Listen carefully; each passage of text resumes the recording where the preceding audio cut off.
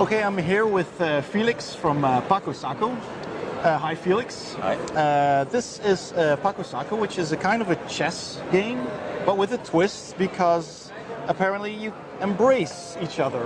Yes. Like this. Yes. This is a very innovative kind of chess game. Yeah. I know nothing about it, so please enlighten me. Well, so you have the same board and the same pieces as a traditional chess set. So the only difference is that the pawns can now embrace each other instead of eliminate. And with that, a new gameplay is created. So all pieces stay on the board, and instead of taking a piece, now you can create a union. Okay. Once the pieces are united, both players can play on with the piece, with the union. So red can move it as a pawn, and white can move it as a pawn. I see. If you have a knight in the union, white can move it as a knight, and red can move it as a pawn. Right. So rule 1 is create a union, 2 is move the union, rule 3 is take over the union, or take over the dance, as we say. Okay, yeah. So in this case, pawns take normally to the diagonal. Now you can release your knight, and the knight may make a move. Oh, okay.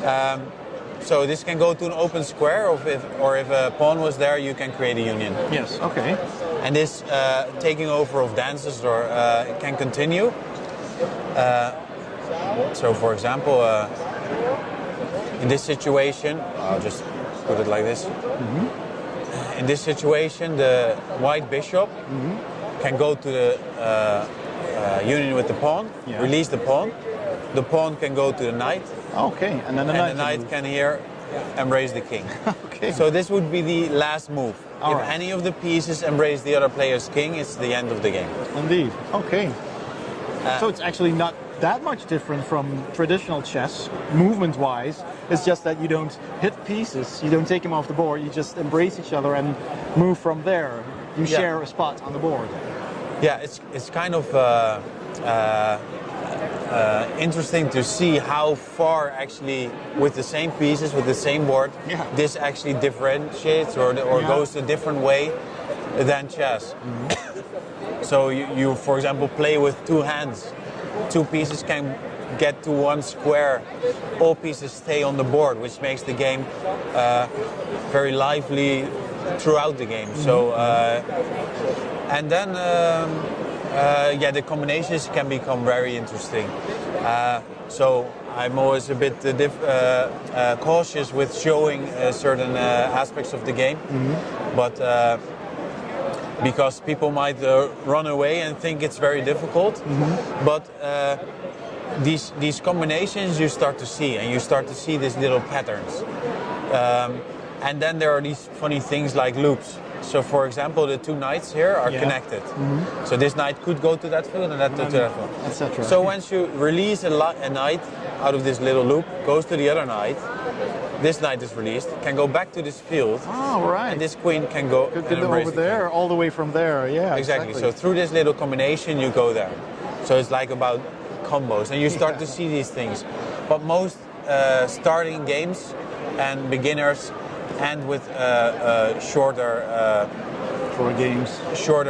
combinations, like pawn releases knight, releases queen, goes to the king. Exactly.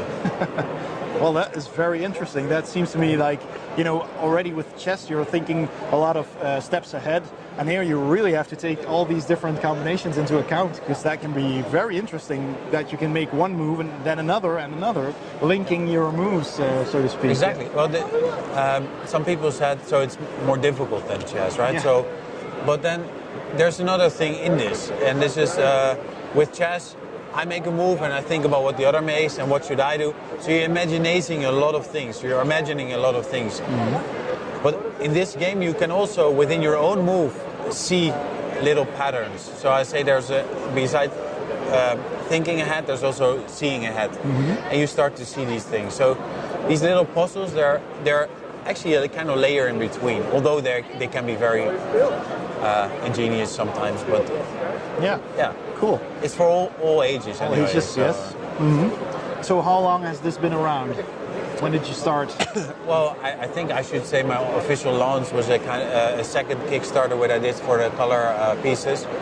Before that, because yeah, basically everything I did myself, so I had a big launch, and we're nearly a year. I think August last year we started really coming out with the game, exactly. and yeah. So Felix, the game also has received several nomination prizes, actually. So what can you tell us about that? I see Speelgoed van het jaar. Yeah. So in Holland we got 2 prizes, one for the experts and game fanatics, and a more prize of a jury. And yeah, very happy to be nominated. Of course, there are a lot of questions about the game, and this gives a bit of feedback or ground to say it works, and it all plays very nice. Yeah. So yeah. I'm very happy with that. So Yeah. there's 2 of them. So, yeah, the Pax This is Award. actually the Pax is from last year. Is because Okay. of the expression that it has in it. Yeah. We received a Peace Award. Oh, cool. Yeah, to bring actually some other mind into the game. Yeah, exactly, because it's not like the chess is a war game where you take pieces off, and here it's really a dance and a strategic dance. Exactly. We say it like this, or a diplomatic conversation, Exactly. or a creative process between 2 sides. Yeah. And my aim will be to find the depth of the concept. Okay. So, and this will also be available at Spiel in Essen this year, definitely. so people can try it out and pick it up there. Yeah, I think we're in hall 4. I don't know the booth number. I think 103 actually. I'll put it in the somewhere around description below the Great. video. But yeah, so we'll be in Spiel, so come and play. Definitely. Okay. Cool. So yeah, okay. Thanks, Thank Felix, you. for your explanation and your time. Thank you. And good luck with the game. Thanks. If you enjoyed this video, please hit the like button below and don't forget to subscribe for more videos. Thanks for watching and see you next time on Board Game Heaven.